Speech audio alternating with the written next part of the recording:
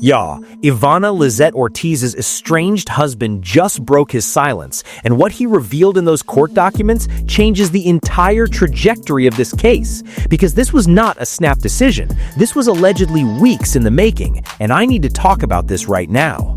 Because what's being reported is that this woman, the same woman accused of pulling up to Robin Rihanna Fenty's $13.8 million Beverly Hills mansion with an AR-15 style rifle and allegedly spraying at least 20 rounds at the property, while the 9-time Grammy winner, her partner A$AP Rocky, their 3 young children, Rihanna's own mother, and 2 staff members were inside, this woman allegedly sent her estranged husband an email weeks before the shooting that reads, and I quote, "I need you to renounce Rihanna and confess that I'm better than her. Let it be done. You gotta let me know so that door can be closed." But here's what doesn't make sense. If she was deep in psychosis, if she was completely untethered from reality, how was she planning? How was she strategizing? How was she sending coherent demands to her ex-husband 6 weeks before she allegedly flew from Orlando, Florida to Los Angeles, California with a loaded assault rifle and a wig for a disguise? Now let me tell you what the headlines won't, because that's where the real story lives. Because the headlines are giving you deranged woman shoots at a celebrity home, but when you peel back the layers of this case, the court documents, the dispatch audio, the police report, the social media trail, the Tesla footage, the trajectory of those bullets, you start to see a picture that is way more calculated, way more chilling, and way more suspicious than what anybody is telling you on the surface. And I need y'all to buckle up, because by the time we get to the end of this, you're going to see this story completely differently. And wait until you hear what Rihanna herself told detectives about where she was sitting when those bullets came through, because that is where this whole thing becomes absolutely terrifying. Let's get into all of it. Alright, so let me set the stage for anybody who's just now catching up on this story, because there are a lot of moving pieces. On Sunday, March 8th, 2026, at approximately 1:20 in the afternoon, broad daylight y'all, the Los Angeles Police Department responded to reports of gunfire at a residence in the Beverly Hills post office neighborhood. That residence belongs to Rihanna, the Fenty Beauty founder, the Barbados-born mogul, the woman who gave us Umbrella, We Found Love, and Work, and her partner, rapper A$AP Rocky, born Rakeem Atheleston Mayers. The suspect, according to police and court documents, is 35-year-old Ivanna Lizette Ortiz, a licensed speech pathologist from Orlando, Florida. She allegedly pulled up to the property in a white Tesla Model 3, and y'all, listen to the details here because they matter. The car had paper license plates and a dirty undercarriage. She allegedly pointed an AR-15 style rifle out of the window and opened fire. Now, here's where we need to talk about the people who were home, because this wasn't an empty house. According to the Los Angeles County District Attorney Nathan Hochman, there were 8 people on that property. Rihanna, A$AP Rocky, their 3-year-old son RZA, their 2-year-old son Riot, their 6-month-old daughter Rocky, Rihanna's mother, and 2 staff members, including a nanny who was upstairs in the second-floor nursery with those babies. The way I had to put my phone down when I read that? A 6-month-old baby, y'all. A 6-month-old in a bullet hole was found on the exterior wall of that nursery. Let that sit with you for a second. Now, Ortiz is not some random person with no history. Court records show she was involuntarily committed to a mental health facility under Florida's Baker Act in 2023. That same year, she was arrested on a domestic violence battery charge involving her estranged husband, Jed Nico Valdez Sangalang. She lost legal custody of her child, who was reportedly around 10 years old, in April of 2024. She had careless driving citations, a 2013 bankruptcy filing, and she also reportedly sued Billie Eilish and Live Nation over a concert in Orlando, claiming it was causing her immediate and irreparable harm due to noise and traffic. I mean, the way this resume of chaos is reading like a Netflix limited series, you can't make this up. But here's the thing that nobody is talking about. If this woman was Baker Acted in 2023, if she lost custody of her child in 2024, if she had a domestic violence arrest, if she was posting threatening videos about Rihanna on Facebook and YouTube for months, How in the world did she get an AR-15? How did she board a flight from Orlando to Los Angeles? And how did nobody, not her family, not her former colleagues, not law enforcement, connect any of these dots before 20 bullets hit that property? Now, that's the surface story. Let me tell you what's underneath, and that's where it gets messy. Like, messy. Part 1. The husband's revelation.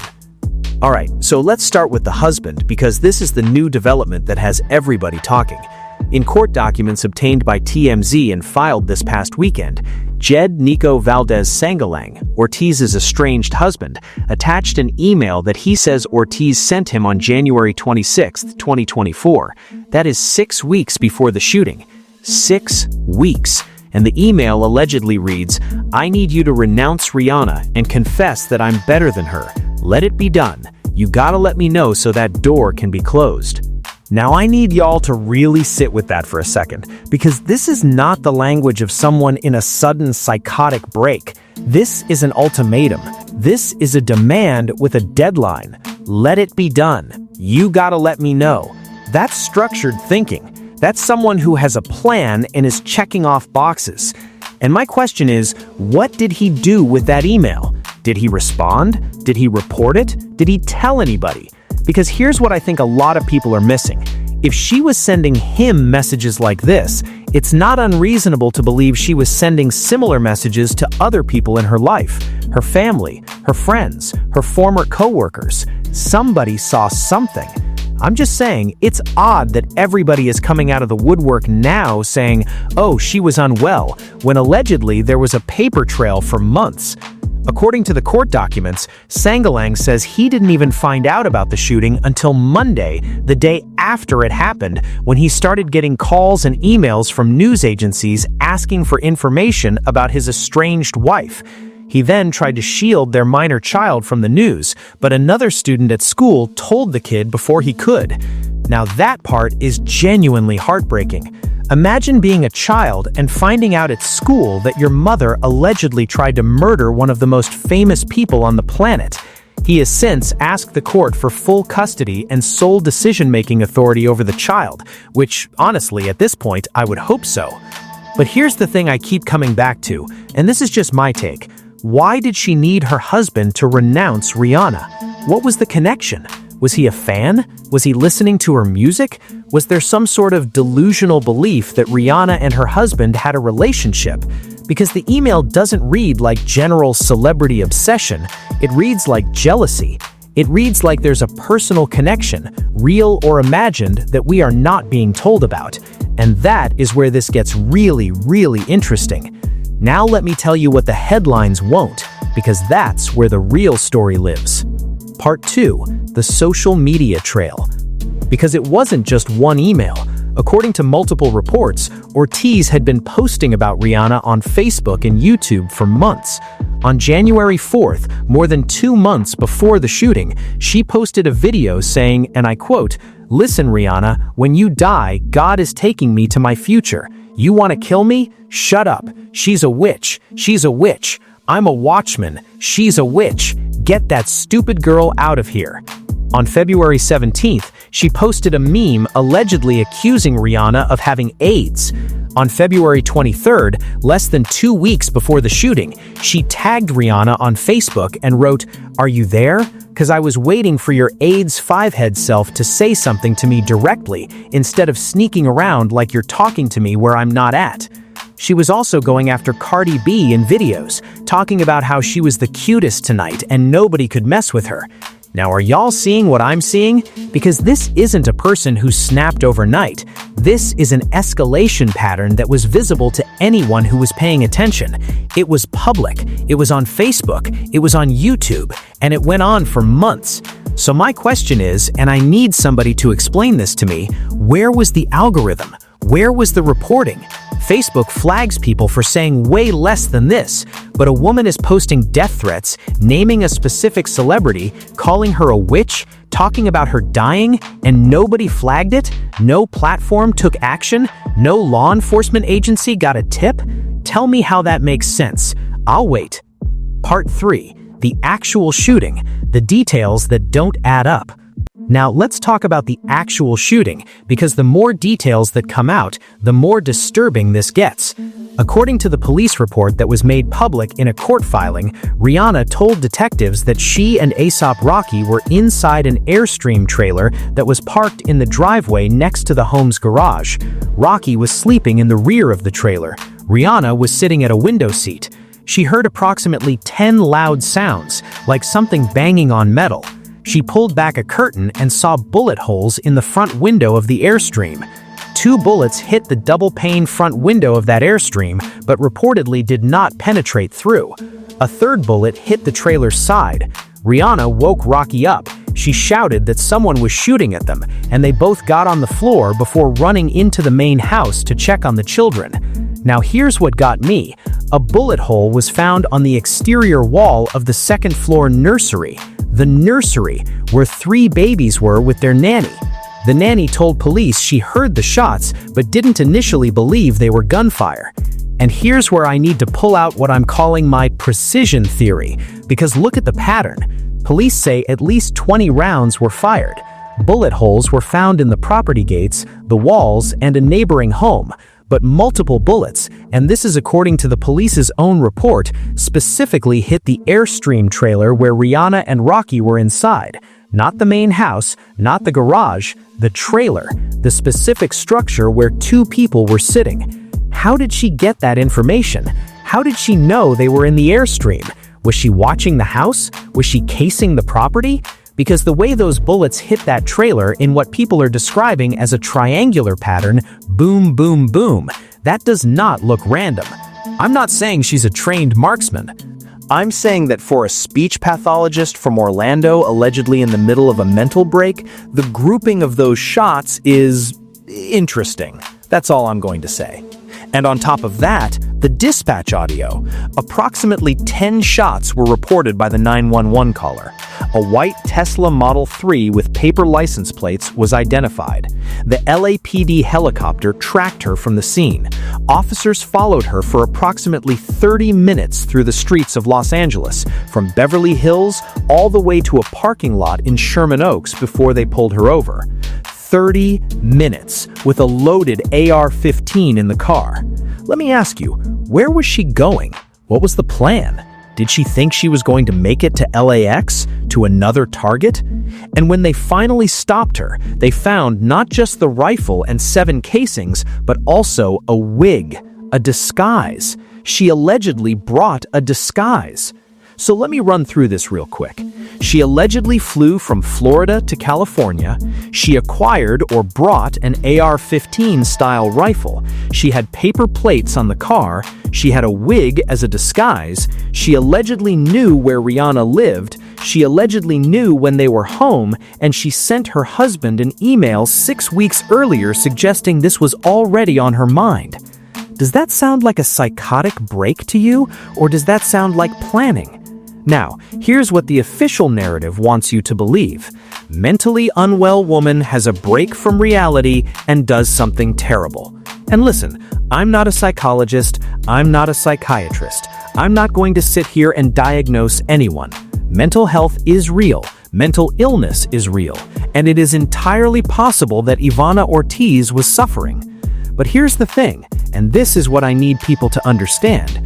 Those 2 things are not mutually exclusive.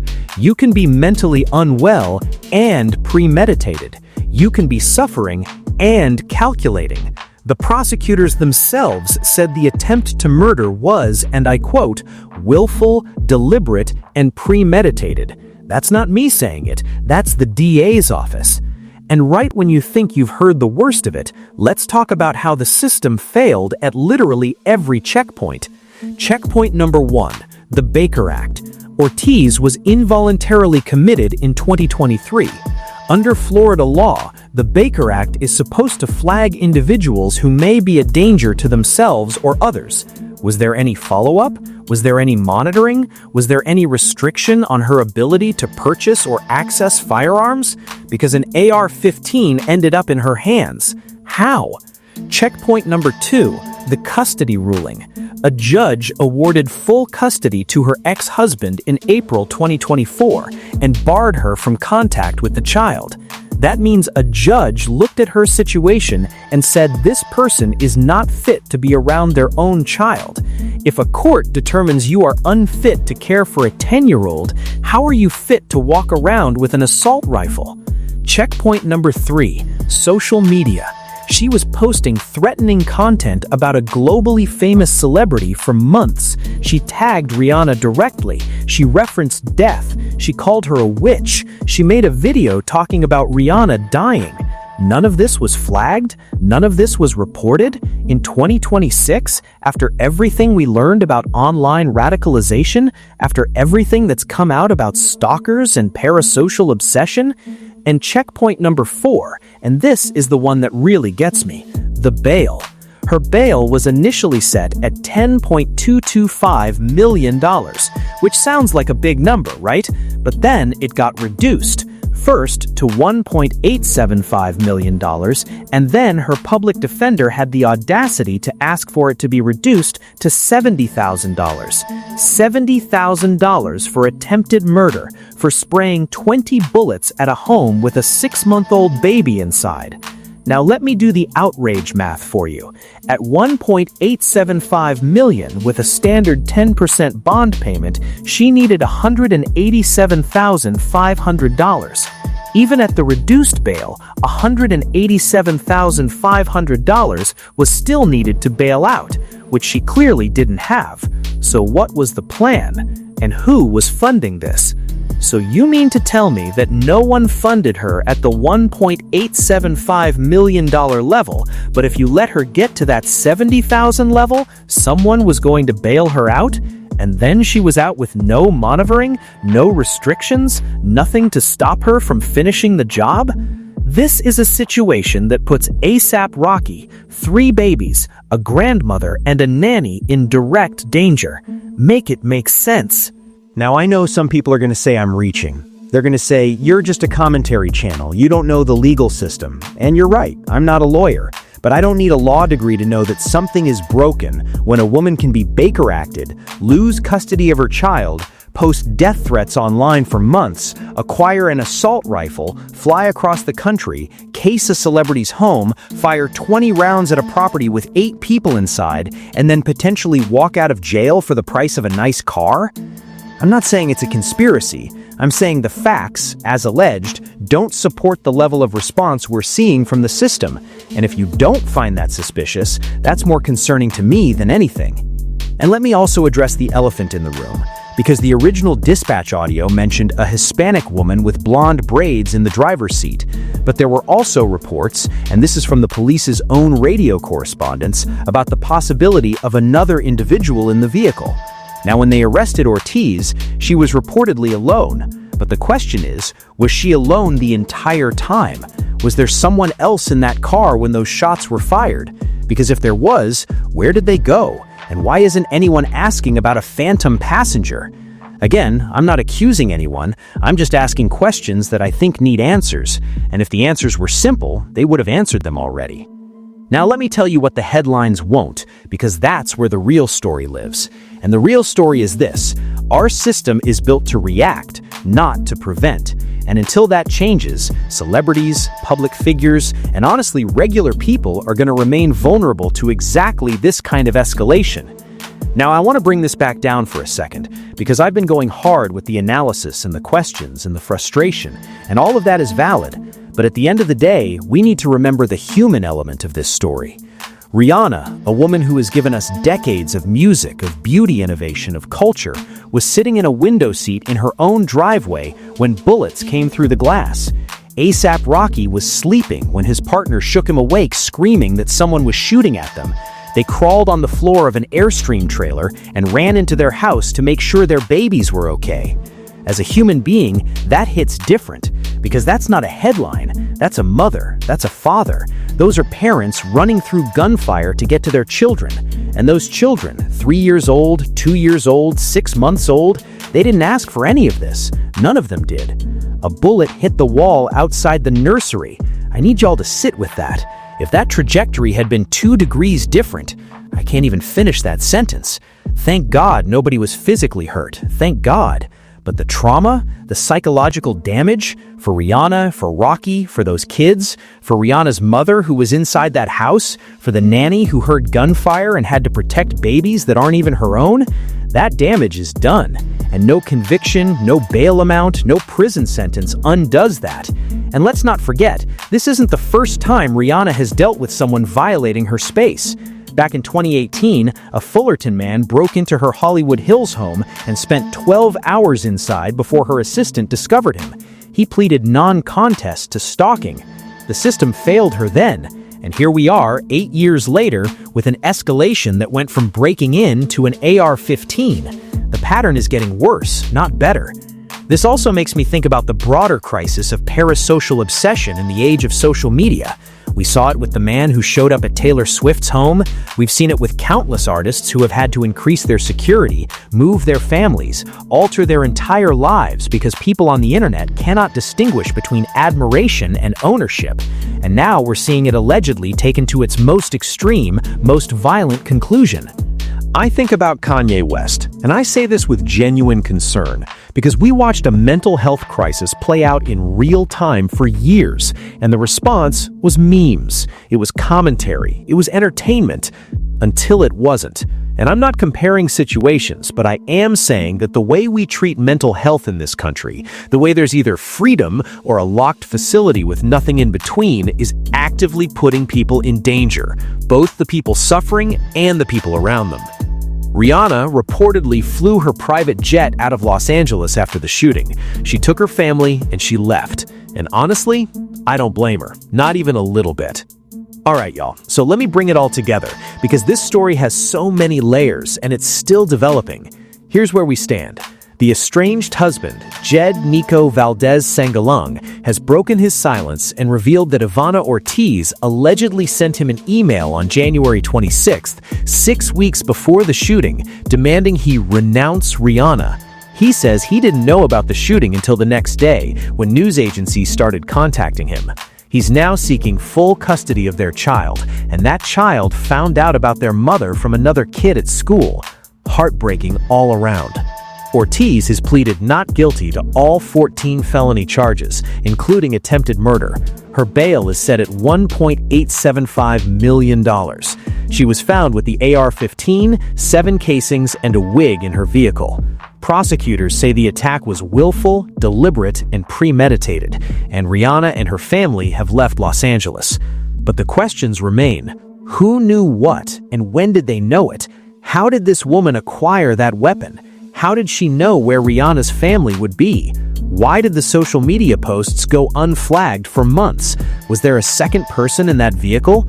And why, after a Baker Act, a custody loss, a domestic violence arrest, and months of escalating online threats, was nobody watching? This story is still developing, and trust me, I'm watching every move.